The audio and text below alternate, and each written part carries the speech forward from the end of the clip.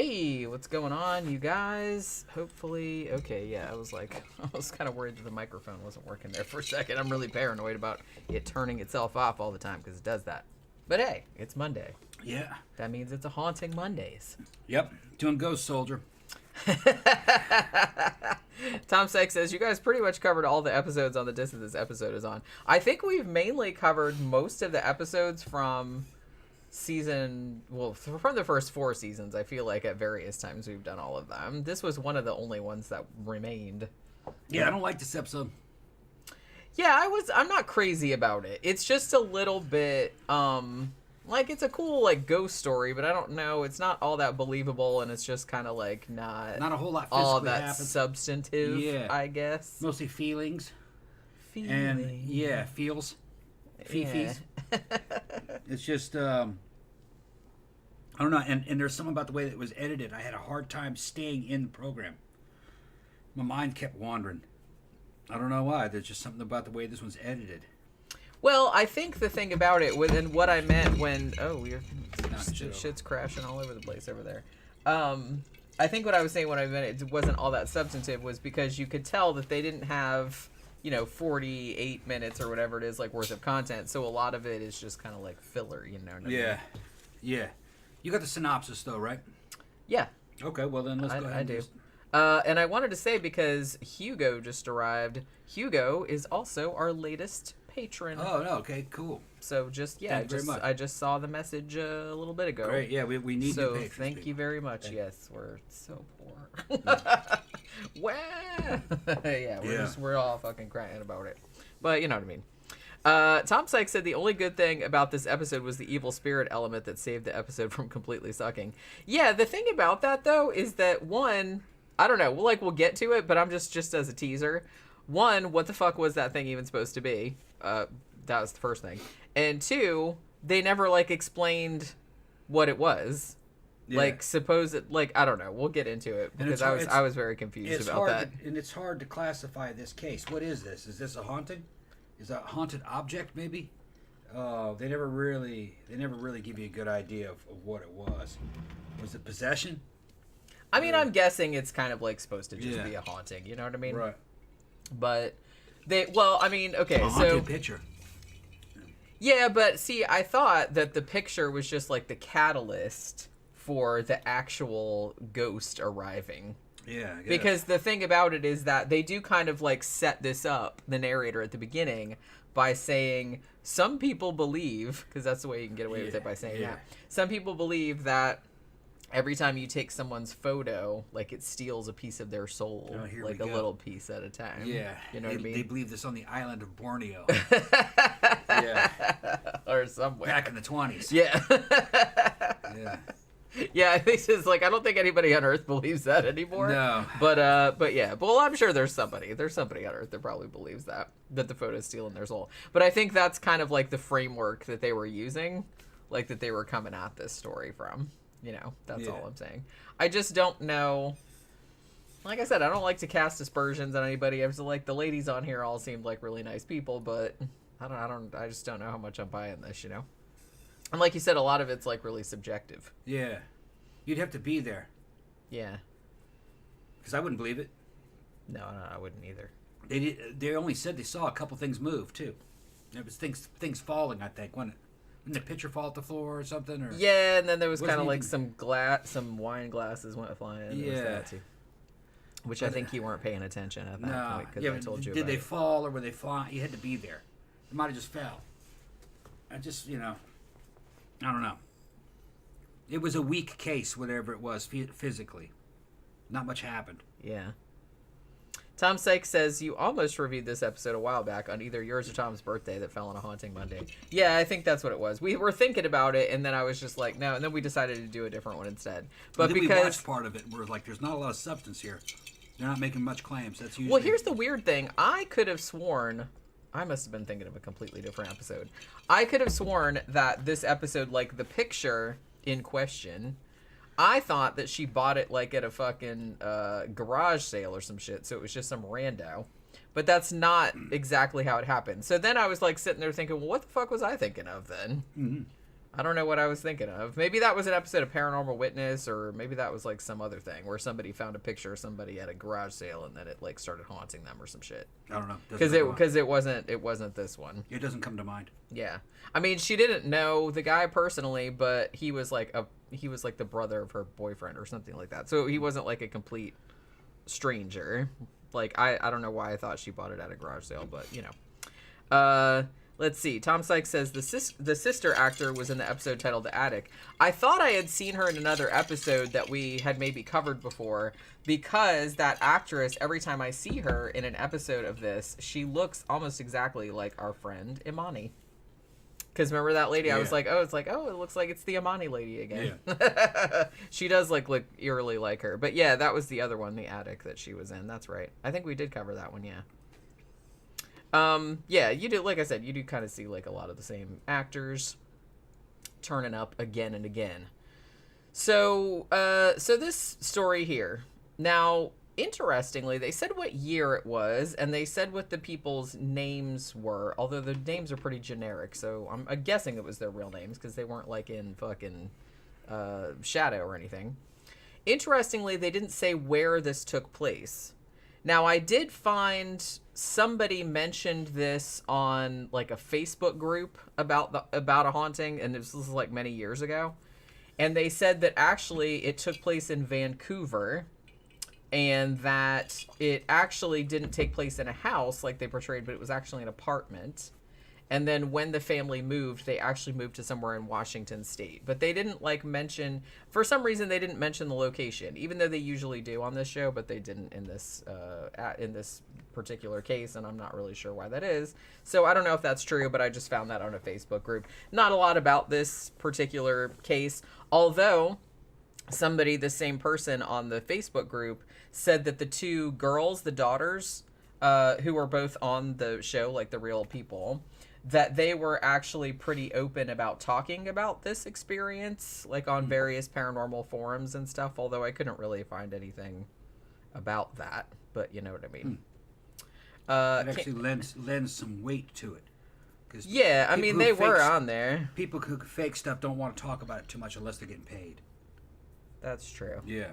And in case they like trip up and say something that's like... yeah, it's a paid performance and shit, so... But yeah. So supposedly this took place in Vancouver, but I'm not entirely sure. That's just according to that Facebook post or whatever. But they did say that it took place in 1994. And the woman at the center of this, who was also the real person, was interviewed on the show. Her name is Lisa Wilson. So 1994, she breaks up with her boyfriend, whose name was Dan. I don't know how long they've been together. I don't think they said. So apparently he'd been living there at the house, and he moves out. I guess that they were parting on good terms, though. It's not like, it was any kind of like acrimonious anything. But Lisa has two daughters. At the time, Laura was 8 years old and Sarah was 10 years old. So now she's like a single mom living in this house. She's working full time. They said she worked as an insurance clerk, and she was also studying for her college degree, like a full-time student. So she's real busy, kind of broke, and kind of stressed out most of the time, as happens. So one night she's doing homework at the desk in the living room, and it's really late at night, and she breaks a pencil or some shit, because this was 1994, so you still had to do everything by hand. And she starts pawing around at her desk, looking for the sharpener, I guess. So in there she finds this little manila envelope, and inside it is a black and white photograph that apparently her ex-boyfriend Dan left behind in this drawer. And it's a picture of Dan's brother, Michael. Now, Dan's brother, Michael, who she never met, was killed in Vietnam at the age of 19. Just like that song. That Paul Hardcastle song. Yeah. Old people know what I'm talking about. So apparently what happened to him was that he was on a recon patrol and got ambushed, and they never found his body. I guess they never recovered his body. I don't know if he got blown up or whatever, but they did find his dog tags, and those got sent back. So as I said, Lisa had never met him, obviously, because presumably he was already dead by the time her and Dan got together. Now, Lisa said that from the very beginning of looking at this picture, and it's kind of a cool picture. It's obviously they didn't use the real one, but because I saw the actor that was in the photo, like he has an IMDb page. I can't remember what his name is though. So I thought, well, you know, they're actors. That's you know, they got to work. And he was kind of like moving around in this one too, like in some kind of flashback sequences. So they had him in that too. So it's kind of like a cool picture. He's got sunglasses on and everything. And she said that from the beginning, like looking at this photo, she said that he looked like he was ready to die. And I kind of wonder if you would think that if you didn't know that he was already dead. Right. You know what I'm saying? That's just, you know, I'm just making that observation. Yeah. Talking about the photo, Jenny mentioned the photo. Being ex-military myself, being from a recon platoon, first 37 recon, again, and being a history buff, fucking weapons and shit, I instantly noticed it's the wrong rifle. Well, you know, what are you going to do? It's the wrong rifle. They just had to get the prop that they had. He's carrying, it's the M16A2. It would have been the A1 in Vietnam. But they're big difference. Well, no, not big visual difference. Different ham guards, different sights. Not quite as robust. Well, they were both great rifles, though. I mean, like I said, I'm not going to get to, because, you know, it's a haunting. I'm sure they don't have, like, a huge budget to play with, so they're just kind of like, whatever that looks kind of, like, close enough. Whatever M16. Just put it in the picture. It's close enough, like I said. It's like I see the photograph and I'm immediately taken to 1994. You know, it's like, oh man. Well, yeah, I mean, that's when the photo was taken, probably. Tom Sykes says that evil spirit looked like a nest of pubes at first until I saw it was foliage wrapped around a skeleton. Yeah, I thought it was like a burlap sack with like bundles of branches sticking out the end, like the sides, like arms. But I just saw it for a second, like, and I watched it, I was like, what the fuck is that supposed to be? Does it have a head? I don't know. Because I thought, like, I don't know, we'll get into it a little bit later, but I thought that, like, the whole thing was it was supposed to be another evil spirit, like a person, and I'm like, so why does it look like something from, like, the fucking Wicker Man or something? I don't get it. I mean, I thought that they were going to go into, like, some kind of mythology about it. I don't know, it was really weird. And the thing is she didn't say that she saw something that looked like that, so I don't know why they would necessarily... Why wouldn't they just get another person, like, to come in and look evil? I don't know. I didn't get it. But yeah. So, like I said, she kind of she was just very struck by this picture, like, to start with. And that the photo just kind of, like, pulled her in and she couldn't, like, stop thinking about it. So, that weekend, after she finds the picture, Lisa's sister, whose name is Carol, comes over. Now, the real Carol was also on there interviewed as well. Like, both the ladies were, and then the daughters were as well, even though they were older teenagers.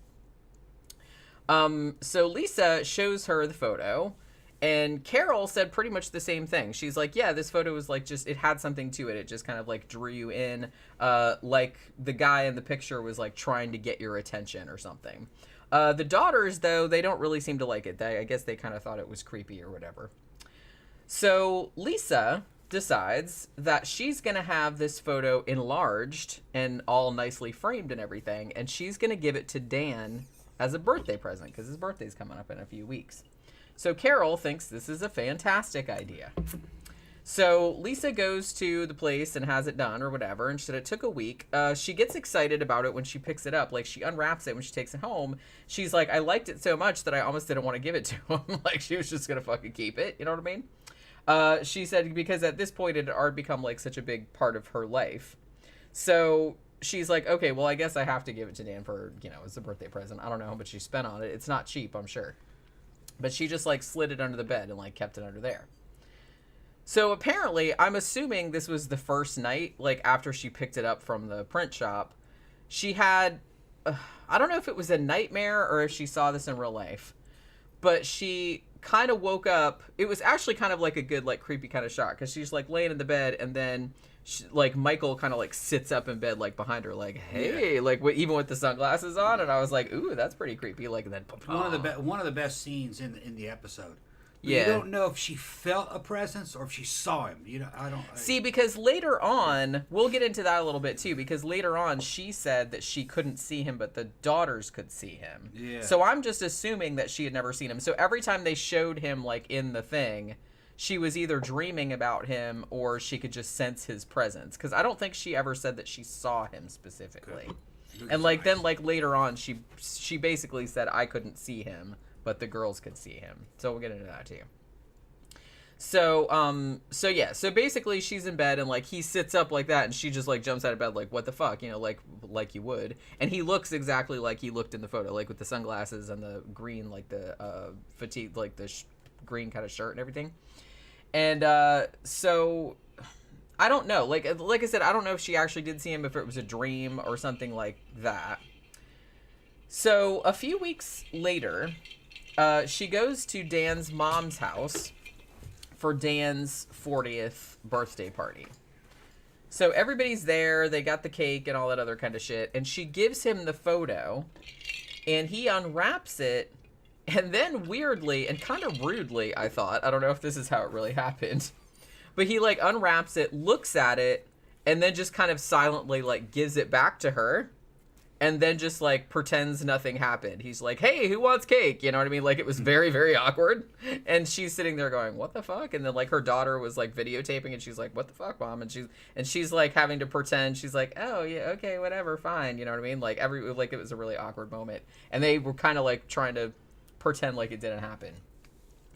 So Dan's mom also saw the photo and she also seemed kind of upset about it, but also wouldn't say anything. So it's just like this big awkward thing. So, yeah, so Lisa's trying to play it off, and Lisa's kind of like, well, she's like, I couldn't figure out what the fuck was wrong because I thought Dan would really like it, and I don't really understand, like, why he didn't, and he wouldn't say anything about it, you know what I mean? Which, like I said, seems a little rude. You'd think that he would, what the fuck? What the hell? Who? Running off like a damn whole herd of buffaloes. She's buffalo, or it's like all of a sudden. She remembered something.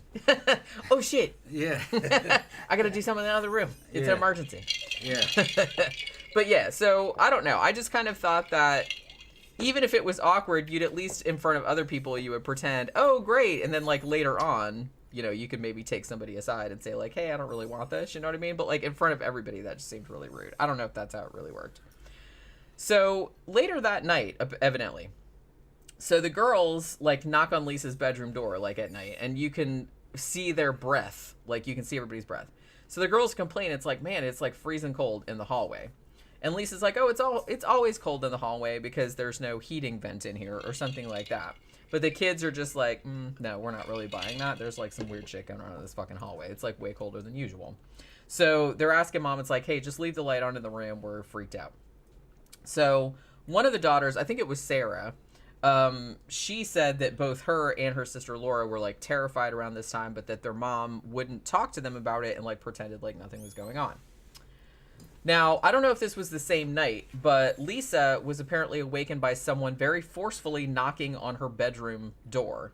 And this was actually like a pretty good scene too, because it was like, you know, knocking on the door, but there was no, because you know, when somebody knocks on your door and like the light's on in the hall, like you can see the shadow of their feet and stuff. And she couldn't see anybody's shadows. Like she's looking and she's like, who the fuck is that? And it was like really freaky. So she starts to get the sense that Michael is maybe in her house. Now the next morning she asked the girls, she's like, hey, was that you guys like pounding on my bedroom door? But they said no, it wasn't. And so then they go off to school. Now a few minutes after that, they do kind of like a little cheap jump scare thing where there's more knocking on the front door this time, but it turns out it's not a ghost, it's just Dan, who has come over to finally apologize about being a douche about the present that she gave him, like in front of everybody. So basically what he said was that, oh, you know, Michael is a really painful subject in the family. He was always fighting with them, and there had been this really big argument where apparently like Michael, I don't know if he just basically told the whole family to fuck off or whatever, but it was something like that, I guess. And then he's like, you know, fuck you guys, I'm out of here. And then he signed up and went off to Vietnam. And Dan is like the last time we saw him, he was getting on the bus, like to go to basic training. And it's like, he never even like wrote to us or called us or anything like that. Like we never saw him ever again. And then the next thing we heard, he was dead, you know what I mean? Like a year or two later. So, Dan said that his mom was like so not having it that she can't even watch movies having anything to do with the Vietnam War at all because of just how painful the memories are, and they just refuse to talk about Michael just because they want to put it behind them, because I don't know what the fuck he said to them, but it must be something really bad. And then the fact that he died soon afterward, they were just kind of like, okay, well, we're They're just shutting it off and like not dealing with it right. And then Dan says that the night after the birthday party, his mom had a nightmare that Michael was knocking on her front door. And I was like, ooh, very monkey's paw.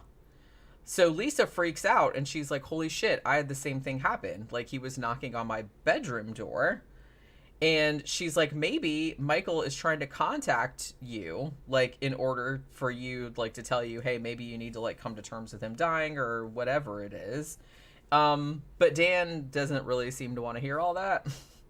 And Lisa tries to get him to take the picture with him, like, take Michael with you. Like, she refers to it like it's a person, which is a little weird. And Dan is just like, nah, I don't want it. And he's just like, Michael's dead, bye. You know what I mean? So there's that.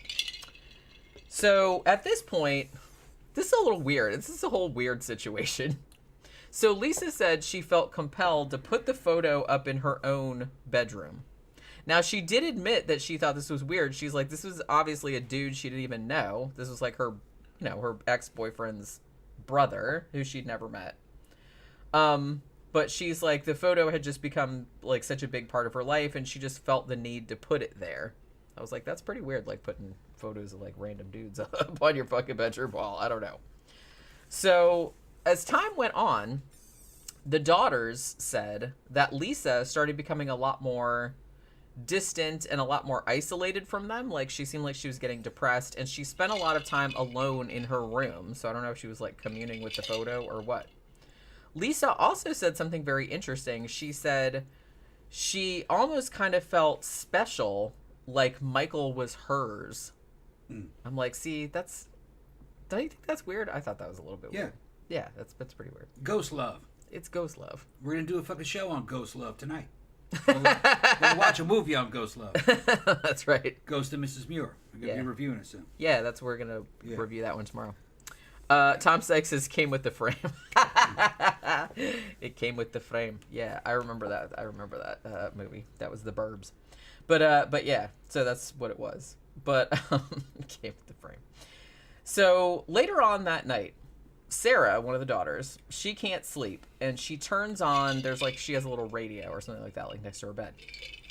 Now, when she turns the radio on, there's a little staticky and shit like that. But then she hears, apparently, a voice that keeps, like, very creepily, like, saying her name over the radio. Like, while she's going through the dial. Like, Sarah. Like that. Which I would shit my pants if that happened. That would be, like, super scary.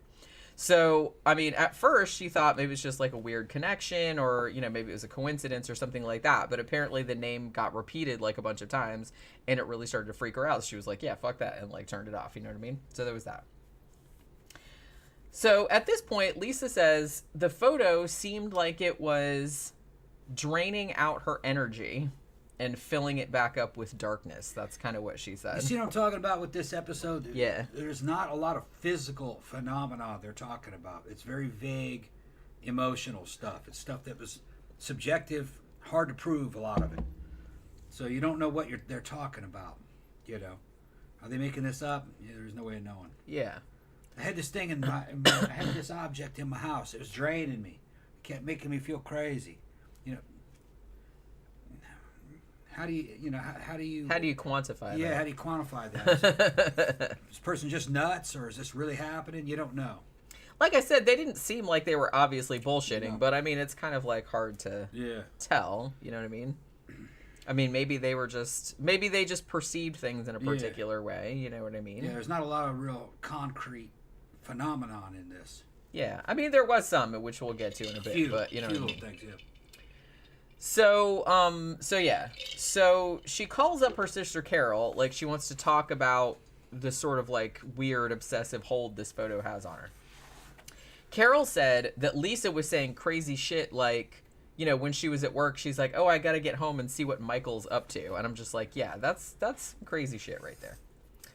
Now, while they're having this phone conversation, apparently the phone connection starts going bad whenever Lisa mentions Michael. Like, it starts crackling and hissing, and then she starts to think that Michael is doing that too. So like, that's very Amityville Horror, I was thinking, because remember like in Amityville Horror where Kathy Lutz was like calling the priest and the phone kept going like every time. So I was kind of getting that kind of vibe. You know what I mean? Because and there's some shit that happens later in this episode that was like reminded me of Poltergeist as well, which we'll get to in a little bit. But this part, like the whole phone thing, that's very Amityville horror-y. You know what I mean? With the phone. So Carol is like trying to talk some sense into the woman. Like, he's not real. It's just a picture. And I'm like, well, he was real at some point, but he's dead now. So, you know what I mean? So I guess he's not real anymore. But yeah. But Lisa is she's like, no, I can feel him in the house. And Carol's like, just please get rid of that fucking picture. But Lisa said no way that she wasn't going to, although she can't really articulate why she wants to keep it. Tom Sykes says, I only remember Kathy Lutz stretching in front of the mirror. Yeah, right. Margot Kidder and that fucking... She has like one white stocking on. Yeah. She had like one white stocking on. Which I was like, yeah, I can't count the number of times that I was going to go exercise and just put on one stocking. Margot Kidder just was always like that sexy 70s slut. Yeah. That was her thing. She was cute. She was good personality, especially when she was younger in the other little horror movie that you showed me. She's funny. She was funny. I think my favorite role of hers was Black Christmas, from 1974. Yeah, she was like the boozy, bitchy. I mean, she was fucking great in that. I loved her. She was an alcoholic in real life, though. I know. That's what happened to her. I know, but like she became unrecognizable. But her character in that movie was so great. I would have watched like a whole movie just about her. Yeah. Just like making sarcastic comments and being drunk all the time. She was just the pinnacle of fucking 70s sluttiness. But in a positive way. She was like a good slut. Yeah. It was like that was like the kind of chick you wanted to go camping with back in the 70s. Me, we're gonna go camp. I hope we're gonna get a tent. Yeah, we're gonna get a tent. You know, fucking the bears, us and the bears outside. Yeah. Yeah. Bring some booze. Yeah, we're gonna bring booze. We'll bring booze. Well, duh, obviously. We're gonna have a fire and everything. She's okay. Yeah, we're going under the stars. Under the stars, bitch. That's right. Booze and s'mores. Yeah. Don't shave. That's how they were back then. Hairy. Cute and hairy. I remember it. I was a little kid. They were natural. Yeah. Everybody was natural. Yeah. Coming out of fucking Sequoia. Fucking Lake Clarko. Looked like some shit out of the movies. It was fucking wild, man. The fucking late 70s, 77. I was a little kid, you know. 70. Big fucking teenage girls. They were older than me back in those days. Just teenage girls walking around nude. Nudism and shit was going on in public. The way it was up in California. Smoking weed. The fucking park rangers selling weed. I can rat them out now. They're all long gone. You could buy great weed from the park rangers. They'd sit down. They probably had the best shit back then. Yeah. And if you had cute aunts like I had cute aunts, and fucking they would go, take us all fucking camping. And it would attract all the fucking park rangers, and they'd come down to the fucking campfire at night, fucking give out weed and play guitar and shit, fucking sing fucking John Denver songs, drinking wine coolers. Back when you had to make a wine cooler, it was just 7-Up and fucking Annie Green Springs wine, or fucking they had to make. That's where the fucking bottled wine cooler came from. Yeah, because everybody was making. You had to make them back in the 70s. Yeah, they didn't have them like just ready to drink off the shelf back then. We're spoiled for choice nowadays. You can get like everything pre-made. What's funny is that the 70s, as dangerous as it was, we didn't realize there's serial killers and shit. Yeah, they were fucking everywhere, but people didn't know. It was kind of an innocent time. The stories started to come out what was happening, and a lot of that fucking stopped. But people bitch now. Oh man, fucking how immoral and decadent it was. Oh man, 70s. 60s probably even more, at least out in California. It was through the fucking roof. But it was just considered to be normal. It's natural, man. We're going back to nature. Hippie shit. Like some hippies. Yeah. Yeah. Yeah, Tom Sykes said, how can anybody sleep peacefully in a tent knowing what type of predators lurk at night? Yeah, I don't know. Nah, the bears were nice, man. The bears were nice. Yeah, in fucking Sequoia. Except for that one. Well, they probably were just kind of they were used to getting fed. They knew that people would feed them, and they were like, hey, they're friendly bears, Friendly bears. Yeah. Park rangers, don't feed them, man. You'll never get rid of them. Yeah, they'd be coming around all the time. Hello, can I please? Like the ones in our old neighborhood that would come up, and if you had a refrigerator in your garage and you left your garage open, they'd go in and open your fridge. Yeah, you had to start pawing around. You had to keep all the food in the car. Couldn't keep any food in the tent. And they all knew that the food was in the car. You could hear them trying to open car doors. Yeah, he's to try to get in the car. And you people think that a bear can't open a car door, you're fucking tripping. I've seen them open car doors before. Their paws are like videos hands, of it. and they're intelligent. You come back and be mud around the car doors. They were trying to open every fucking door. They're not to stupid. get in. They're Well, not I've seen it, and they can open refrigerators too. Yeah. You know. They knew the food was in there. Yeah. There'd be like 5 of them trying to open the doors. They locked it. They're looking at each other. They locked it. You can hit them with a flashlight, and they'd go, "Oh, sorry." You know, it's what we do. You know. This is what we do. You know. Get out of here. Okay. I'm a bear. Yeah. Be nice. I can't get a job. Yeah, be nice. Squirrels would come up, you give them triscuits and shit, fucking pet the squirrels, then they go back up in the trees. They were used to, right around the campsites, they were fucking super used to humans. They thought they were pets. Well, shit, man. Yeah. Where I went to college, so many people fed the squirrels on the campus that the squirrels got super bold. Like, one time I was sitting on a bench, like, eating a granola bar, and a squirrel jumped up in my lap and snatched it right out my hand. Run up your leg. Run up your leg. You're cooking, and they run up and they go, "When's it gonna be ready?" They're looking. Get away! And come on, man. They're like little tree rats. Fucking. Well, like I said, come up in a camper with you. They want some too. Yeah. They're begging with the hands. Come on, get out of here. Camp guy said the deer on the Appalachian Trail will come right up to you. Yeah. Yeah, like I said, if there's any animal that's like, well, I mean, why wouldn't they? Mm-hmm. If they can get fed easy like that, it's a lot easier than like having to work for shit. People have been feeding them their whole lives. Yeah. So they know, hey, look, there's those things that give away food. Look at those weird hairless monkeys. Yeah. They've got all kind of good shit. Yeah. Let's go up and see what they got. I got today. sidetracked on this shit, man. It's got to go back to the fucking... talking about 70s pussy. Get fucking sidetracked. See, well, you know what happens. Shit, I can't help it. I'm a mere mortal man.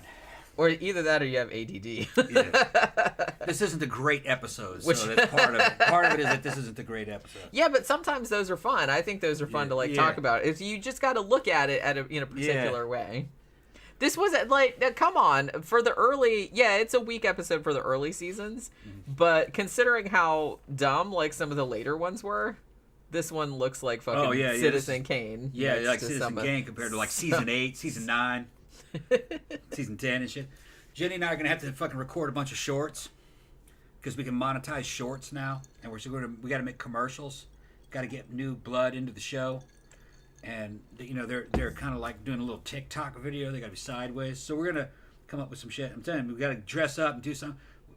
Jenny's cleavage. We're gonna get some Jenny's cleavage on video. That'll bring them all to the fucking channel.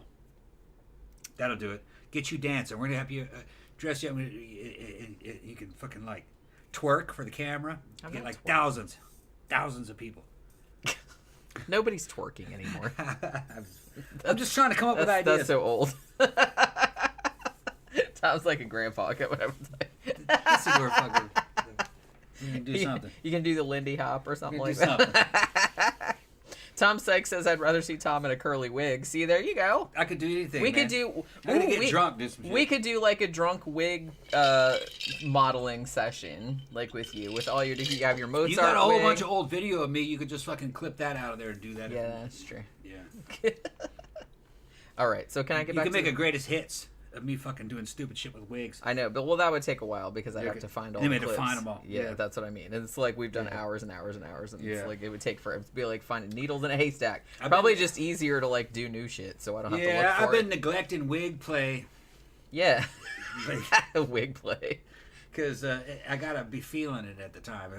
I haven't been feeling it lately. You know, I'm not. Why? Fake. I'm not fake. When I go on a roll, it's real. That's the way I'm really doing. It's legit. You know what I mean? Hasn't been feeling. Maybe you just need new wigs. We're gonna work something out. I'm pissed over my fucking Bane costume. It's not turning out right. I gotta return some shit. Yeah, but you got loads of time. It's too fucking big. I ordered a fucking medium. They sent me a large. It doesn't fit. And then I gotta fucking figure out how to send that back. They sent me a shipping label, but I gotta fucking print it out or order one and it hasn't shown yet.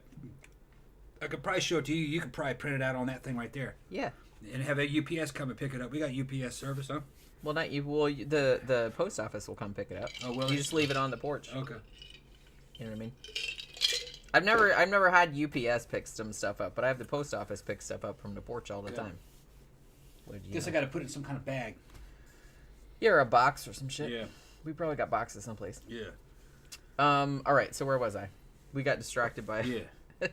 Fucked up shit. Yeah, Tom Sykes said, "Damn you, Kathy Lutz." Yeah, that's what happened. Yeah. He got sidetracked by thinking about hairy pussies. Yeah. But you know, 70s shit. Margot Kidder. Yeah. Margot Kidder. I was thinking about her today Margot because Kidder. I was writing a script for a video that I'm going to film tomorrow about, and I was talking about the Amityville Horror, so I was actually thinking about Margot Kidder earlier today. She was cute. Yeah, I thought she was cute. Yeah. So yeah. So yeah, she doesn't want to get rid of the picture because she doesn't really know why. Because she's like weird obsessed with it. Mm. So one night, a bit later, I don't know how long later, both the girls wake up and actually see an apparition of Michael standing in their room. Now at first they're like, the girls are sleeping and then just like smoke comes in, like in, you know, like cigarette smoke, because he's standing there like smoking a cigarette and looking just like he did in the photo with the sunglasses and everything, and he's kind of like standing by the window, so he's like backlit by the moonlight or whatever. So they apparently did both actually see him standing in the room, so that's something. So Laura, the younger one, screams bloody murder, as you would. Lisa comes running in like, what the hell is going on in here? Laura says there's a man in the room. There was a man in the room. But Sarah, the older one, she steps in and says, no, Laura was just having a nightmare. Now, Sarah, at this point, she's like, we both knew that it was Michael, like the ghost, but we didn't want to tell their mom because they said, well, she was already so stressed out about it, and I don't know if they just didn't want to encourage it or whatever, but they knew exactly who that was, but they didn't want to tell their mom. So Sarah had seen it too, but she basically just said, no, she was just having a bad dream or something. So that weekend, Lisa takes both the girls to stay with Carol, her sister, so she can have some, like, me time in the house, like, to have a break from them, I guess. So, at this point, this didn't really factor into anything, and so I don't really know why they focused on it, but Carol gives her this kind of gold cross necklace that belonged to their mom, and she's like, okay, just have a nice, relaxing weekend, don't do any Michael stuff, you know what I mean? I noticed the cross because I think my grandmother gave me a necklace like that a long time ago, like when I was a kid, and it looked exactly the same, like with a little jewel in the middle. It was just like that. But like I said, I don't know why they focus so much on that when it didn't really factor into, because a lot of times, sometimes if they kind of introduce it, it's like, oh, here, have this necklace, then like later on she'll be like, oh, you know what I mean, like she'll use it to like fight the spirit or whatever, but that didn't really like come into play, so I thought that was a little bit weird. This one was just a little bit, like I said, a lot of kind of, I think one of the reasons that it wasn't that compelling a story was because it just didn't have, you know, it was just kind of like a lot of loose ends, you know what I mean? Like it didn't really have any kind of like narrative thrust or anything, and it's just, there was a lot of just little details that really didn't seem to factor into like the larger story, so I don't really know. So yeah, so Lisa goes back home. Now, she hasn't been in the house alone for more than a year because the kids are always there. Now, so she's going to make some tea or dinner or whatever the fuck, and she opens the cabinet and a can falls out, like not necessarily paranormally, but possibly. And then she said that she smelled something that smelled kind of like sulfur in the kitchen. And then she said she felt like a crackling type of energy. That's what she called it. And then, like, the reenactment showed, like, a bunch of smoke in the kitchen and then kind of flashing at the window, and then Michael standing there by the window, like, in the kitchen, like an apparition. But I don't think she said she actually saw him. But she seemed to think that he was really there because she starts yelling at him to go home. And then she goes into her bedroom and looks at the picture and realizes, well, this is getting fucked up and I really have to like break his hold over me or whatever. So she takes the photo off the wall and she puts it out in the garage. She actually thought about destroying it, but she said she couldn't really bring herself to do that because she thought that the ghost would get mad and would like retaliate against her. So she don't want to make him ghost mad. No. Yeah, who knows what they could do. So I guess she just took it out to the garage or whatever and just like stuck it out there in the garage. So she comes back, kind of lights the little candle on her nightstand or whatever, and then gets ready for bed. And I'm sitting there thinking, because I think of like the stupidest things. I'm always just kind of like, she falls asleep, and I'm like, I don't think it's a good idea to leave a candle burning next to your bed while you're sleeping. You know? Yeah. That just seems like a fire hazard, you know? So it's like, I don't know, it was bothering me. No, I used to do it. I know, but I know people do it, but it's like I wouldn't like to do that. It's just like, to me, I was just like, what if that tipped over? Like, what if, you know, it would. They don't. They don't. Well, it could.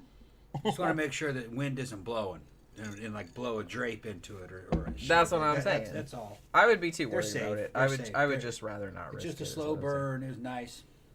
Back when my gothic apartment. Tom, my gothic apartment. Hooking up with some of them fucking goth girls up in fucking Boston. You might fall asleep. You might fall with the candles going. Yeah. Yeah, I mean, I've done it before. It's just that I don't know. It's just, it bothers me, I guess, because it just seems like it's not super safe. But anyway, it's fun though. Well, yeah, I know it's fun. I'm just saying. So she's laying there. She's kind of like looking at the empty spot where the picture was, and then once she gets in bed, there's kind of like a breeze, and then there's some smoke coming in the window, and then she sees like the tree thing. Okay. So there's like blue light outside the windows. She said she felt what she described as a rush of cold fear into her chest. That's how she described it. And like I said, the apparition, I don't know if she said she saw this. I don't know if they are going by some description or something, but I couldn't tell what the fuck it was supposed to be. Like I said, was it supposed to be a person? Was it supposed to be a witch? It was very folk horror-y, I thought. But it didn't look like a person. It kind of looked like, because Zach was like laughing when I said earlier, like what I said it looked like. I said it looked like somebody wrapped up in a burlap sack with you know, bundles of tree branches like sticking out the side like arms. And he's like, knowing the budget of the show, that's probably what it was. And I'm like, yeah, that probably was what it was. But I couldn't figure out. I was just confused because I couldn't figure out what were they trying to convey by that. Like I said, it seemed like it would be much easier to just get an actor and, like, I don't know, like, paint them red or black or put them in a hood or some shit, like, to make them look evil. Like, why? Like, I didn't understand, like, why they were trying to make it look like a fucking Wendigo or, like I said, like something from Midsummer or something. Like, I didn't really get it. Especially because she didn't say that she saw something that looked like that. I don't know. It was weird. So I was, like, thinking, oh, okay, whatever. It's witchy.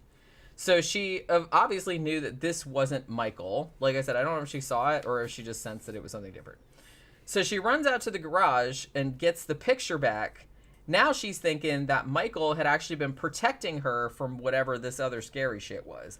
Because, you know, these stories that are on a haunting, that where they have a ghost that's not necessarily, like, harmful, there's always going to be another ghost behind there that's like the evil one that's manipulating or controlling the first nice ghost. Because you can't ever just have like a cool ghost that, you know, does your dishes and is nice to you and shit like that. There always has to be like some bad shit. Whenever some shit like this happens in these tales, it makes you wonder, what are the chances? An encounter with one ghost is rare enough. Two, what's more likely?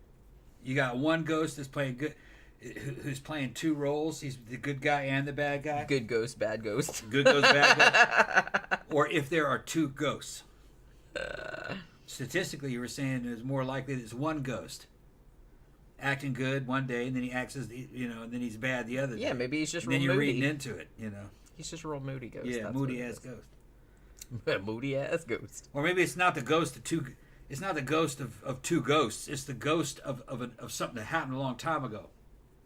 So you're interpreting it as two ghosts, but it's more like a reoccurring memory, a historical, like something from history being replayed. You're watching it like a scene, you know, and it's slightly interactive.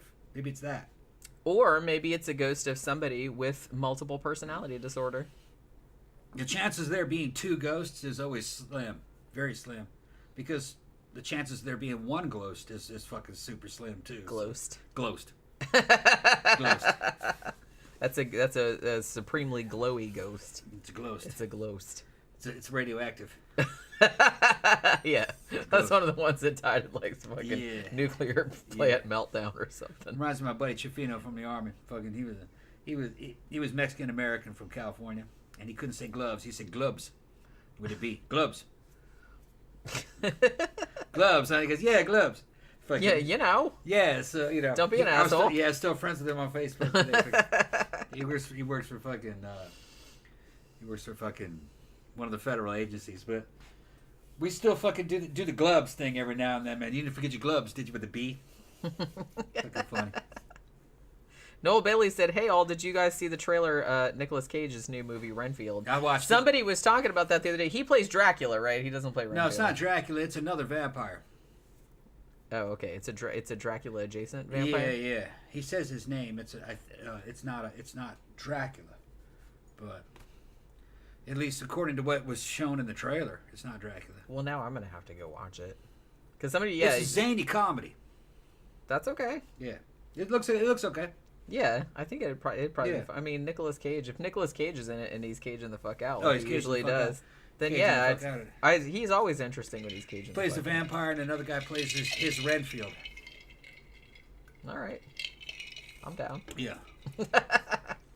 When is that? Is that going to be like on some streaming service or something? I don't know. Okay. Well, I'll look after this. Evidently, Prometheus 3. Oh yeah, Tom was telling me about that earlier. It's just going straight to Hulu. Going straight to Hulu, which is good because I have. And Hulu. it's directed by Ridley Scott, or produced by Ridley Scott. I think it's directed by somebody else. But he's involved in it. And he says because it's not a big tentpole movie. The movie is allowed to be what it's going to be. So I think that's fucking great. I hope they get back to the engineer story. It's going to have alien, the xenomorph type things in it, but hopefully it's done in the same spirit as that Predator one. What was it called? Prey. Yeah. Because the Prey did well. It did, yeah. A lot of people are talking about that. They're gonna. Ridley Scott said this is like. It says that this is how all the good sci-fi is going to be from here on out, because you don't need a huge budget, so it doesn't have to be a movie for all people. It can be specialized, you know. Well, I told you that's what I kind of liked about having this kind of diffusion of streaming services. Yep. Like, it's kind of a pain in case there's like a streaming service you know that you don't have and you want to see stuff on it. But I kind of feel like it's going to be good for filmmakers because you don't have to make something that makes like $40 bajillion. No, because Prometheus and Alien Covenant, they didn't have to be huge budget movies. They could have been a lot smaller movies, and had they stick to the scripts that they had, they'd have been a lot better from a sci-fi standpoint. Fuck all that alien shit, man. Fucking list the xenomorph stuff. The original fucking idea, because I read most of the script from the original Prometheus. It was great before they fucked it up. But they wanted to make that some kind of xenomorph movie. It didn't work. Well, like I said, they probably listened too much to like when they did audience polling and stuff, and they're like, "Where are the aliens? Yeah, where's the alien? Yeah, where's the face huggers?" They didn't need any of that shit. They should have stuck right to the fucking Ridley Scott's idea. Basically, what they're talking about was the Anunnaki, you know, and Nibiru and all that. It was going to be great. All right, so where were the weird burlap witch with the branchy arms. Yeah. So Michael's protecting her from the good ghost, bad ghost, like we were saying, or good ghost, bad witch, Wendigo thing, whatever it was supposed to be. So she goes to pick up her daughters at Carol's house. So Carol, for some weird reason, gives her another picture. Like another framed picture, and this is just like, it looked like a painting. I don't know what the real one looked like, obviously, but it was like a painting of like some art, like trees, like along a path, like in a park or some shit like that.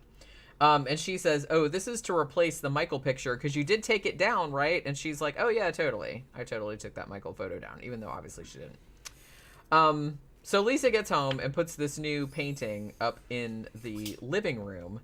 Hoping it'll bring some positive energy into the place. I'm just kind of like, you guys are attributing way too much power to, like a paper print in a frame. But, you know. And obviously, not surprisingly, it's not really working. So Sarah, the daughter, she says that her mom was kind of always depressed around this time. Laura was always, like, scared of some shit. Both of the girls were kind of like terrified of the hallway to their room because remember how I said earlier that they said it was like always freezing cold in there, and they said they felt like somebody was in the hallway all the time. So like when they were going down the hall to their room to bed, they would like hold hands and like run down there and then like go in their room real quick and slam the door. And Sarah said when they were in their room, they sensed that someone was out in the hallway and that someone was like watching them. So they felt like they were watched all the time. And the daughter said that, not the mom. So, so maybe there was some weird shit going on in the house. I'm just saying that, a lot of this is really subjective. So later that night, apparently, Lisa, the mom, she thinks she hears some kind of like whispering or some shit like that, like coming from the picture behind her, but she's like just trying to ignore it, like, shut up back there, whatever. Later on, though, everybody gets woke up by a noise from the living room, like it's really loud. So they go out to see what it was, and the new picture that Carol gave them is like all busted up on the floor. And it's a significant distance from like where it was hanging. Like there was no way it could have just fallen and ended up where it was. Like it looked like it had been pitched like across the room. You know what I mean? So Lisa tries to play this whole thing off like, oh, I guess I didn't hang it right. But Sarah, the daughter, is just like, come off it, Mom. It's like, we know Michael did that shit. Like there's no way that it could have just fallen off the wall because it's like way over there. So Lisa is like super shocked. She's like, how do you guys know about Michael? And the daughters at this point, they finally admit, well, we've seen him like in our room. Like, remember that time when we told you that Laura was having a nightmare about seeing a man in her room? Yeah, that wasn't a nightmare. We both saw him and he was standing right there. So, and like I said, at this point, Lisa said that she couldn't see him, but the girls could. So I took that to mean that every time they had showed Lisa seeing Michael previously in the reenactments, that she hadn't really seen him. She was just like sensing him. They do that a lot on this show though. But apparently the girls could see him, but she couldn't see him. So Lisa figures, okay, it's gotten to a point now where she has to do something to try to get rid of him. Hilariously, it's 1994, I guess. She didn't really know what to do. So she looks in the phone book and she calls... I don't know if she called like information or she called like something that didn't have anything to do with anything. You know what I mean? Like she basically calls some information service and is like, hey, do you guys know anybody that can like, ghost bust or whatever? And she's like, and then they laughed at me. But then they did say, oh, well, we do know somebody who can help you. She gets a referral to this woman named Kate, who's with some organization that supposedly releases earthbound spirits or some shit like that. So they give her that lady's name. So Lisa and the girls go see this woman. And the weird thing, they go to this house. And then there's this other woman who I guess is like the secretary or the something. And she answers the door and she's like kind of creepy. And then she's like, okay, well, come in here. And the kids have to stay in here though. But you have to like sit in this other room. And then like they bring out the psychic, you know what I mean? Which is like, or the whatever she was. And I don't know. I just thought the whole setup was like kind of funny. I don't know what it was like in real life. So Lisa goes in there to talk to this Kate person. And Kate comes in the room and it's very smug. And it's like, I know why you're here. Like, I know exactly what's going on. And Lisa said that she was going to try and not tell her anything specifically, like to see if she was like psychic for real or whatever. And she said that the lady was like, oh, I know exactly what's going on. It's like, you brought Michael with you. And she, like, looks over, like, there's somebody over there by the window. And Lisa's like, what the fuck? And Lisa's like, there's nobody over there, obviously. But, so what this psychic lady says is that Michael is, his spirit, or whatever, is tied to the earth because of the anger that he still feels toward his family, which he can't let go of. He was apparently drawn to Lisa because of her positivity, which, okay, I didn't really see that, but whatever. And her proximity to his family, because like I said, it wasn't, she wasn't part of his family, but she had been like the girlfriend of the brother, you know what I mean, for a little while. Kate also says that Michael thinks that Lisa is the light. So just like Carol Ann in Poltergeist. That's what I was saying before. Because remember how the phone thing was like Amityville Horror? Yeah. This is like, yeah, because like all the fucking ghosts in the Freeling house from Poltergeist thought Carol Ann was the light, so they were all following her. So I think it's the same situation here. I think it's the same situation here. Tom Sykes says this scene was right out of Ghost. Yeah. I haven't seen that movie in a long time, but yeah. The one with Whoopi Goldberg and Patrick Swayze and Demi Moore. That's right. Out of Ghost, what really stood out to me was the ghost in the damn subway. Remember, I like that character. Mm-hmm. Get off my train! Yeah. Fucking, and I was like, yeah, that's how I picture a ghost actually being. Wasn't he the one that kind of trained Patrick Swayze how to like manipulate objects and stuff? Yeah, Right. I haven't seen that movie in a long time. Right. I think I saw it in the theater. Although, unless you knew the show, for you new people, the show, the closest thing to the movie that I think is the most accurate, that would line up with paranormal shit I've experienced in my life, and I would say, yeah, that movie, that's probably like that, would have been Frighteners. It's a comedy. It's like Back to the Future. It's like a dark comedy. Right. One of my favorite movies. It's a good movie if you haven't seen it. Yeah. Especially the director's cut. It's Peter Jackson in it. Didn't he do Back to the Future? No, I don't know. Peter Jackson. What else did he do? Wasn't he the guy that did like Lord of the Rings and all that? I don't know. But it has a very Back to the Future kind of tone to it, but dark comedy, good writing. Fucking what's his name? Agent Danvers, who is Jeffrey Combs is Jeffrey Combs is in it, which always makes a movie 1,000 times better. Yeah. It's got fucking Lee Ermey is in it. He's the fucking drill sergeant that's fucking keeping all the ghosts in their graves. He's also a ghost. Yeah. But he's a hard ass. That yeah. And fucking Michael J. Fox trying to have an instant out of body experience by killing himself to save his girlfriend. That's what I saw in that movie. Seems to be the system with the out of body experiences and the near death experiences. That system that's shown in that movie lines up with my experience. That's I think it's like that. If there are ghosts, which I've never seen a ghost, I've seen poltergeists, which is not a ghost. But if there are ghosts, then then it's a situation like you're seeing in Frighteners. Makes more sense. That's a good movie, like I said. I feel like a lot of people haven't seen it, but we have it, don't we? I have owned it. Yeah, I thought we. You want to see the director's cut? The director's cut is better than the theatrical cut. I saw that bitch in the theater when it came out by myself.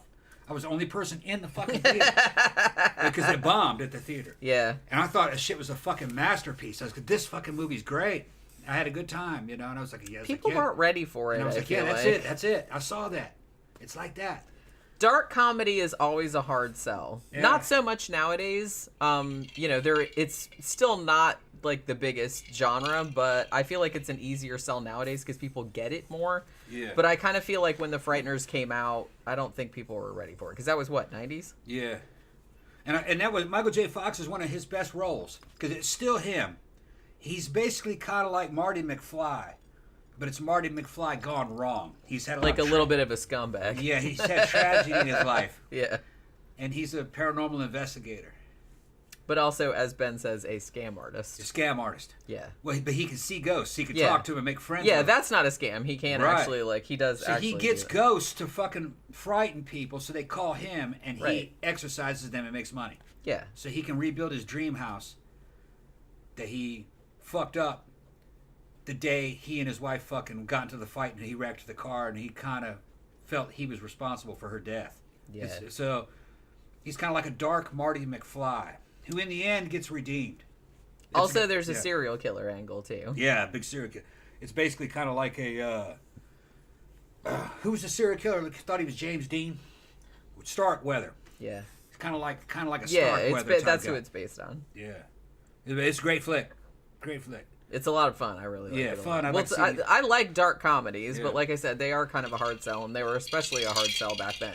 Yeah. So I think that people were expecting it to just be a standard comedy, which it is. It's funny, but it's also like darkly funny. Like it's morbidly funny, and some people don't like that.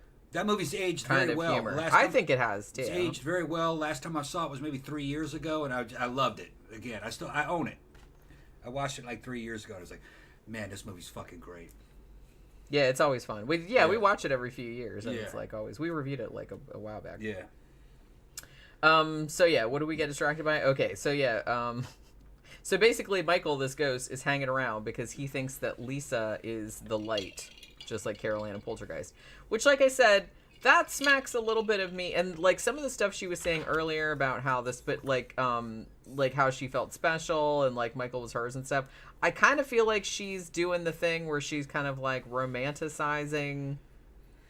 Everybody likes to feel special. I get that, but I kind of feel like that's you know, oh, I'm the light. This ghost, like, loves me and won't leave because I'm so awesome. Like, I get a little bit of that kind of vibe. I mean, maybe I'm being unfair, but it just kind of seemed like that a little bit. So, Kate's basically like, okay, well, if you want to get rid of the ghost, like, we have to, we'll set up a channeling session, so we can tell him to get the fuck out. But we need a couple of days to do that. I don't know why. So, but they need a couple of days for preparation, I suppose. But she asks Lisa, are you sure that you're ready to let go of Michael once and for all? And Lisa is just kind of like, ooh, I don't know. Like I said, she kind of likes having him around. So, and then there's almost kind of like, they kind of show some like flashback scenes, almost like a black and white kind of like romance kind of shit going on, like just for a couple seconds, like the guy from the photograph, like putting his hand under her chin and things like that. So I said, all right. So the editors of this like episode, they kind of knew what was what. So then Lisa says she felt like what she described as like a shock sensation in her chest. And then this part made me laugh. Like, Kate says, Michael is gone. And Lisa's like, well, shit, that was easy. But then Kate's like, no, he just went back to your house. And I don't know why that made me laugh so hard, but I was just kind of like, he just popped in at this other house. And then she was like, oh, my God. And then he's like, he's gone now. Wow, he's gone? Oh, no, I mean, he just went back to your house. It's fine. Like, we still got to get rid of him. Want some more ice and stuff? Yeah. I just thought that was, like, super funny, the way they, like, fucking framed that. It's just, I don't know why it's so funny to me to think of the ghost like popping around like to different locations. You know what I mean? Like, hey, I'm over here now. Hey, I'm gonna go back to your house. Bye. You know what I mean? I don't know. I just thought that was really funny. So that's just me. So Lisa and the girls, for whatever reason, I guess, I kind of felt like there was a scene missing here. Like, if you've seen this, you might know what I'm talking about. Because it seemed like they jumped right from, oh, I felt a thing in my chest, and then, like, Kate was just like, oh, yeah, the ghost just went back to your house. But then Lisa and the girls seemed like they didn't want to go back to their house because they were too scared.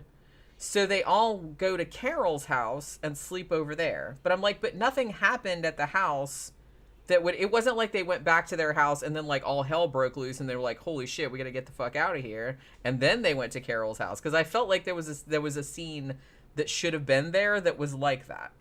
Because as it was, it didn't look like they went back to the house first. They just went from the psychic's house and he said, hey, Michael went back to your house and nothing scary happened. And then they just went to Carol's house like, oh my God, we're so freaked out. And I'm just like, why? Like, nothing happened. I don't know. They didn't even go back to the house.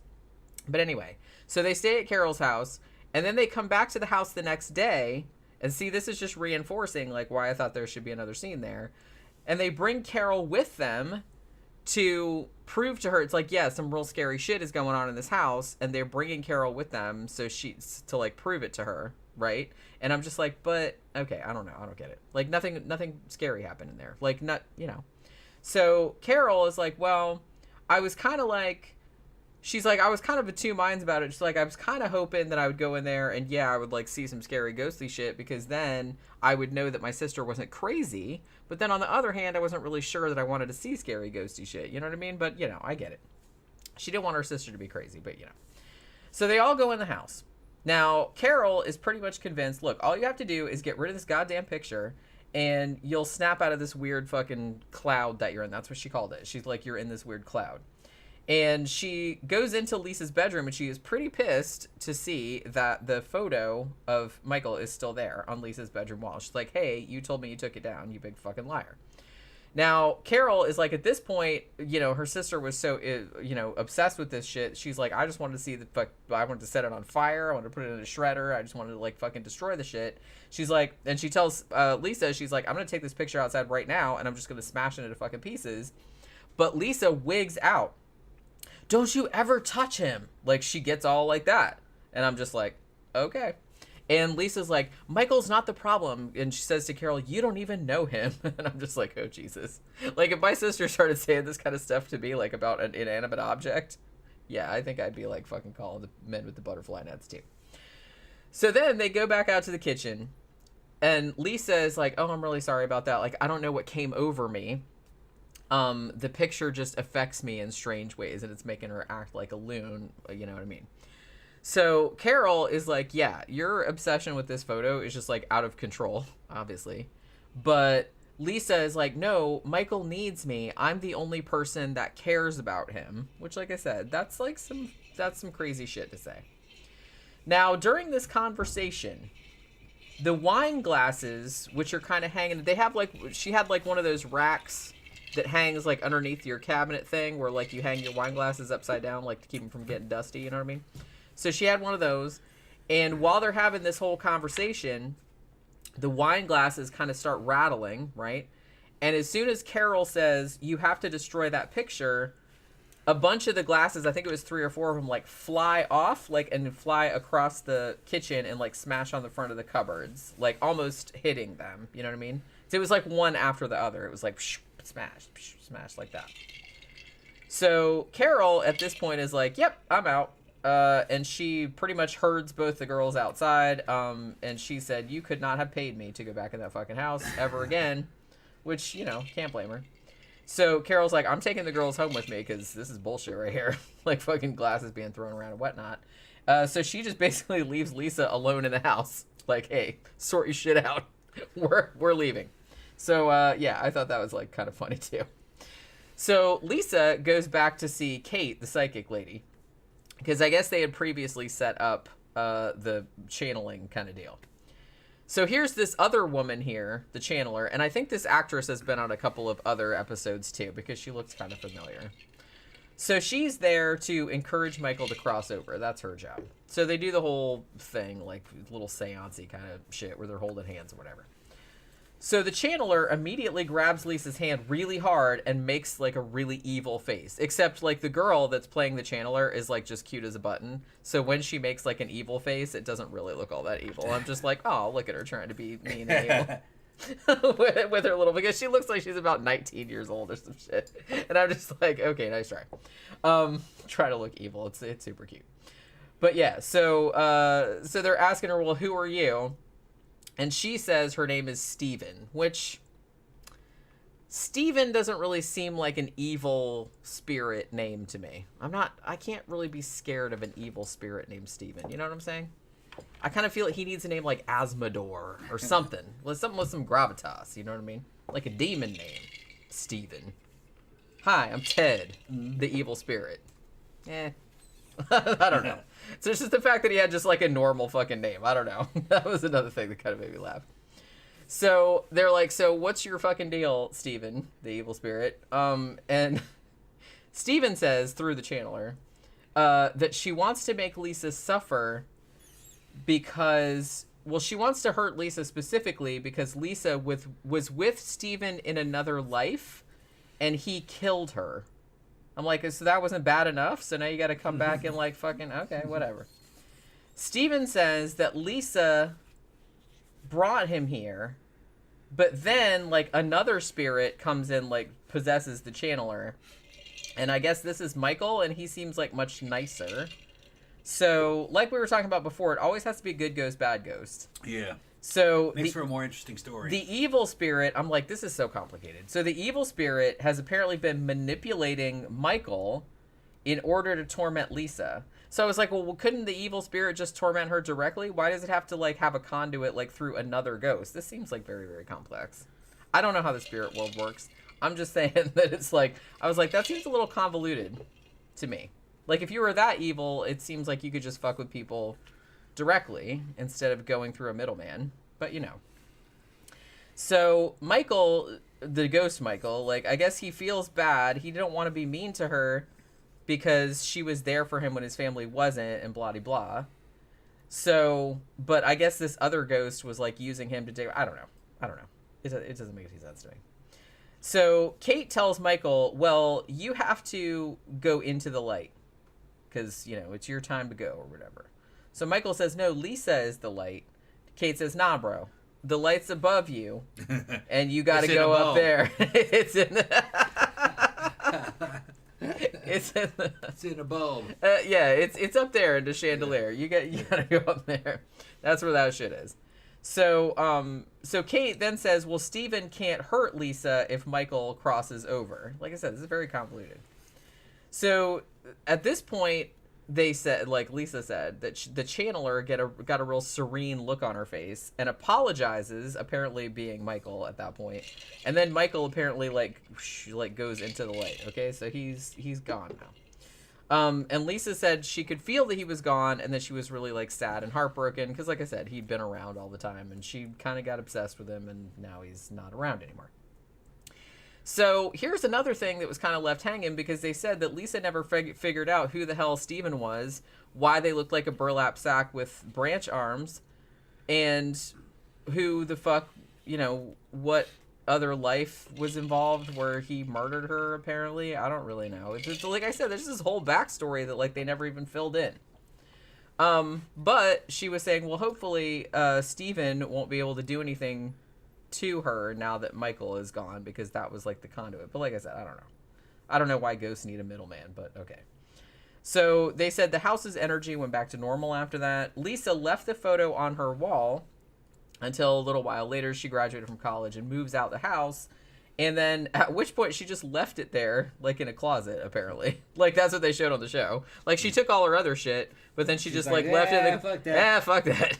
And then, like, she even brings it out, like, the boxes and stuff. And then, like, her sister's like, Michael's not in that box, is he? You know what I mean? She's like, no, I just left him I left him in there for, like, some other fucking strangers that move into the house to find. Kind of like the Dybbuk box. That's what I was saying. I was thinking that kind of shit. I got this box that'll fuck you up, man. It's got the Jewish ghost in it. So I'm going to sell it on eBay. I'm going to sell it, like, give it to somebody else. Now it's somebody else's problem. Yeah. Maybe that's what she thought. Like, she just left this picture there, and she's like, fuck you, future tenants. Now you're going to get haunted as well. If you go at any time on eBay, or fucking Etsy, you're going to find Dybbuk boxes. They got Dybbuk box manufacturing going on. Yeah. I don't buy it. Of course I don't buy it. But the thing is, if you could make a really cool looking one and you could come up with a good story. Yeah, that's what they were doing. And and you had like you'd have to have like a disclaimer on there. It's like, hey, you're not saying that the shit's really haunted. You're just saying you heard it was haunted, okay? Like, you're not making any claims, because you'll get sued otherwise. Because people are like, hey, I spent $300 on that shit, and it's not really haunted. You know what I mean? But yeah. So, for a while, there was a thing, too, like, on eBay where there was kind of a trend for, and this was years and years ago. I think it was, like, after the Dybbuk box thing came out, where people were selling, like, ghosts in jars. Yeah. Which, like I said, I don't know. I think eBay kind of cracked down on that kind of shit afterward. But for a while, you could get away with selling that kind of stuff because you couldn't prove that there wasn't one in there, right? It's like, So if you buy a Dybbuk box, you're fucking just buying a work of art. That's what I mean. That's so you'd have to make, if I was going to make a Dybbuk box, you'd have to make it so it was cool looking enough that people wouldn't be mad. Like, even if it wasn't haunted, like, you would just want it because it was pretty. I'll sell you a fucking gin bottle. Get you a pretty fucking hand-blown glass bottle from Egypt or something with some inlay in it. And just say, there's a bottle it's got a gin in it. Maybe. Yeah. Don't open it. Can't prove it ain't. Yeah, don't open it. It's a bad gin, okay? If you let it out, it's going to fuck you over. All right? Don't open it. Yeah. It won't fulfill any wishes. So don't open it. Either that or it'll pull like a monkey's paw on you, where it'll be like, it'll fulfill your wish, but in the worst possible way. You know what I mean? Well, the thing is, though, is you'd still have people opening it. And then he said, well, see, you didn't do it at all. So your disclaimer is don't open it. It won't fulfill any of your wishes. It'll just give you bad luck. Yeah. It'll work against you. Then they won't open it. And if they do open it, he says, anything that bad happens to him, you say, what was that gin? Shouldn't open a bottle. Yeah, because, I mean, bad stuff is going to happen to you. Yeah, bad stuff's going to happen to you anyway. Just statistically. At some point. So it's like, anytime that happens, you're like, ooh. Yeah, you're sitting there making wishes and shit, and it won't fucking, that's not the kind of gin it is. That's not a wish-making gin. It's asshole gin. Okay? You gotta fucking be careful of what narrative you're selling. Okay? Ben says you can't sue because something is or isn't haunted. No way of proving either way. Yeah. See, I kind of feel like that's why. I don't know, like, because like I said, this was a while back, because I remember when there was a whole, like, trend for Dybbuk boxes and ghosts in jars and stuff. Haunted houses, they tried to sue for that in certain states. Well, I don't know if it worked. I think there's a couple of states where you actually do have to disclose. If something's supposed to be haunted. If it's supposed to be haunted. Like, but I don't know. Because that's the thing. It's like, well, how many people have to, like, how widespread does the rumor have to be? Yeah, and is there before a registry? you have to disclose it? Is there a haunted house registry where you got to register these bitches to prove that people say that it's haunted? That's what I mean. It's just like there's no that way. People say that it's haunted. So. There's no way of knowing. No. I mean, the thing about it is, I mean, there's no way of knowing. No. So it's just kind of like, I can see how it was something concrete. Like, yeah, you have to disclose if somebody got murdered in the shit. Yeah. Like, that's fair enough. But, you know, oh, everybody thinks this is haunted. I'm like, well, who's everybody? How many people is that? You're right. And when did they start saying this? Right. After the lawsuit? That too. So there's all kinds of shit. That too. Yeah. Richard Brown said, wasn't there a film about the Dybbuk box? They did make one. I think it was after that. What? After that yeah, episode. it was. What the fuck was it called? It wasn't called Dybbuk box. It had another name. We saw it because I remember, like, several years ago, we did an episode that was called, I think it was called Reel to Reel Horror. This was a long time ago. And I think we talked about 4 stories, like 4 horror movies that were based on true stories. And one of them was the Dybbuk box one, which we saw in Paranormal Witness. But then I think fucking the dude, Negan from Walking Dead was in that Dybbuk box movie, wasn't he? Maybe, I think maybe, yeah. But it wasn't called the Dybbuk box. I can't remember what it was called, though. Shit, man. It was an alright movie. Remember that other movie came out in the 80s? They had some kind of Jewish monster inside of a damn castle, and the Nazis went in there and got it, and then let it loose. Was that a Dybbuk? What was it called? The Citadel? No, what was it? Fortress? What was that? No, oh shit, I just read that novel too. The Keep. The Keep. I just I remember liking that movie. The book's amazing. Is it? Yeah. I have it. You probably like it. Was that a Dybbuk? No, it was actually it was like a vampire. Okay. Kind of. It was a Jewish monster of some sort. Remember, it was definitely something out of Jewish lore. But I thought it might have been a Dybbuk. It wasn't a golem. No, it was more like a vampire. More like a vampire. I don't know about the movie. I'm just talking about the novel, because I just read the novel a few months ago. I was talking about the movie. In the novel, which the movie was based on, I don't know how much the movie changed it. But in the novel, it was kind of like a vampire. Okay. And it didn't have a Jewish slant to the story. Not that I remember.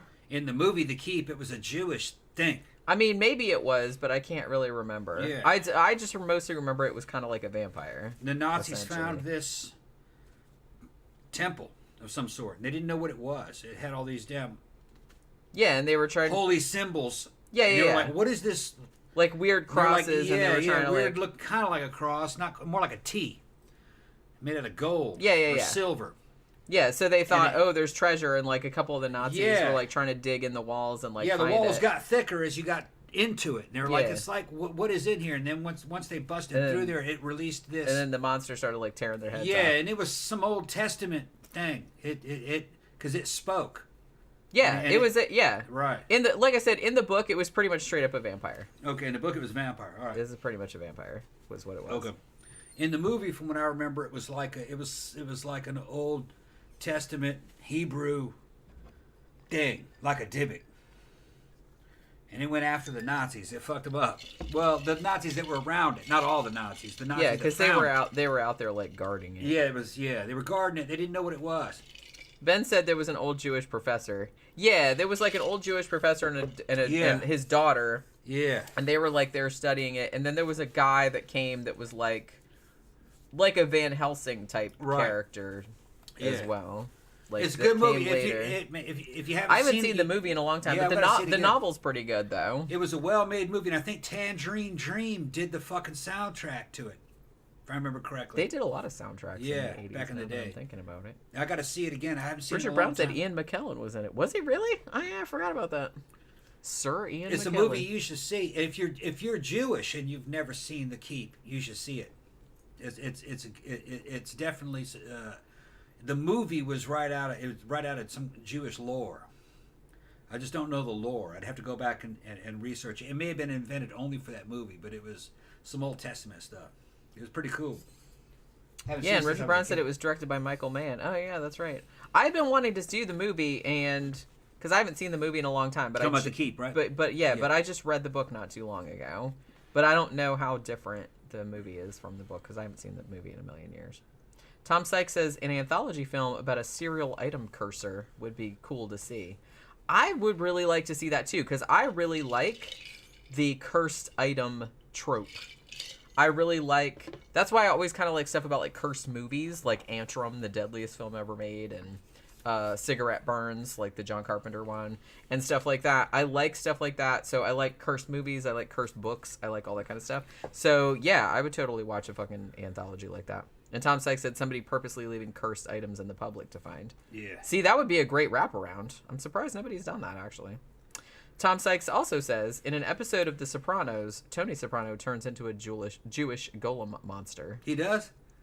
We're going to have to, like... I never did watch The Sopranos. Never saw it, yeah. It sounds like something I would like. He sounds like he's full of shit. I just never got around to it. He's fucking swinging from my nuts. He's fucking with me. Oh, okay. SG says the Dybbuk box movie with Jeffrey D. Morgan is called The Possession. Okay, well, that's probably why I didn't remember the name, because it's very generic. I remember it being an okay movie, though. I think I saw bits of it. I think we watched it because I'm pretty sure we did a show about it. We gotta watch that again. I remember it being okay. I don't think it was all that memorable, but I remember it being pretty good. I liked that Paranormal Witness episode. Yeah, it was a good episode. I mean, I don't think the Dybbuk box was really cursed or there was a ghost in it or nothing like that, but it was like a cool idea anyway. You couldn't trap a ghost. From my experience, you couldn't trap one. They'll go right through any kind of material. If you trap something, it would be through some spell, and I don't really believe in that. Well, see, but that's the thing. You might be able to hold it through some kind of psychic force, but then it would only be like for as long as you're fucking doing the concentration. It just you can't trap a soul or a spirit. They're too free. You can't hurt them at all. Ghosts are free. Yeah, even an evil one.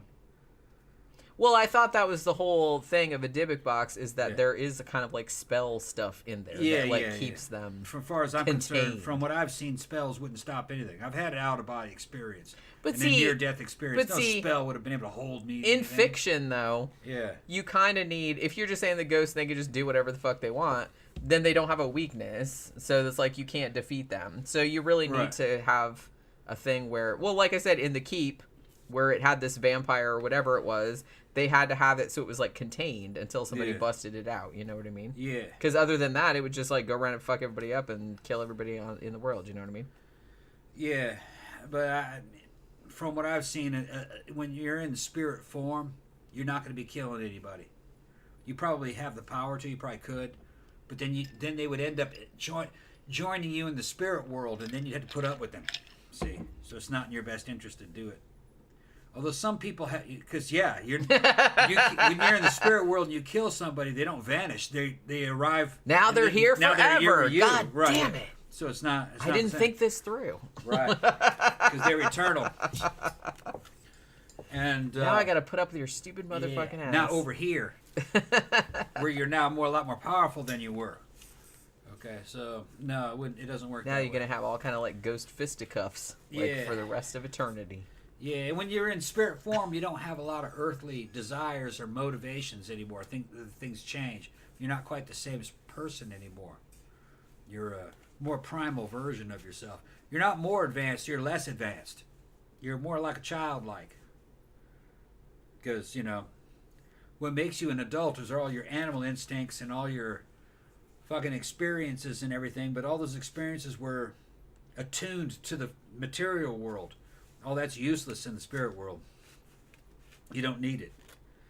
So you're not quite as vicious over there. Yeah, I would think ghosts would be pretty chill. Yeah. Well, that's kind of why I always see it's like, I don't really believe in ghosts necessarily, but it's just kind of like, every time I see one of these haunting episodes that have like an evil ghost in there, I'm just like, why the fuck would the ghost care? It's like, why would they hang around fucking people up? It's like, hey, I'm going to fuck with your shit just because this, that, and the other thing. It's like, why would they give a shit? They wouldn't. That's what I'm saying. It's like they could go wherever they wanted. They could do whatever they wanted. It's like they don't got to hang around here. Closest thing to an evil spirit I ever kind of saw during that damn out-of-body experience wasn't so much an evil spirit, more like primitive spirits or primitive souls, kind of like animals and insects, but they don't mean any harm. Or sad kind of degenerate spirits that are like in depression, but they're also in a hallucination. They're not fully self-aware. That kind of stuff's out there. So you know what I mean? They're not malicious. It's like a person inside of a nightmare. More like that. Tom Sykes says, what kind of info could you find about this case, Jenny? Anything? Not really. There wasn't a lot of outside info about this, which is not all that surprising. Like I said, and I think I mentioned this earlier, the only thing that I found was a post on the A Haunting Facebook group, or a Haunting Facebook group from 2011. And all it said was the family in this episode actually lived in an apartment, not a house, like they showed in the episode, and that it took place in Vancouver, which, like I said, they didn't mention on the show. But then when they moved to Redmond, Washington. This person that posted this also said that the two daughters, Laura and Sarah, pretty openly like shared their story in various paranormal forums, but I couldn't really find anything. Because, like I said, this episode is from like season 2, so this is like pretty old, right? It's 2006, 2007, something like that. It's old now. So I mean, those girls are not teenagers anymore. Obviously, this was a little while back. So I don't know if they're still out there talking about it. Yeah, the first 4 seasons now, people. These are old.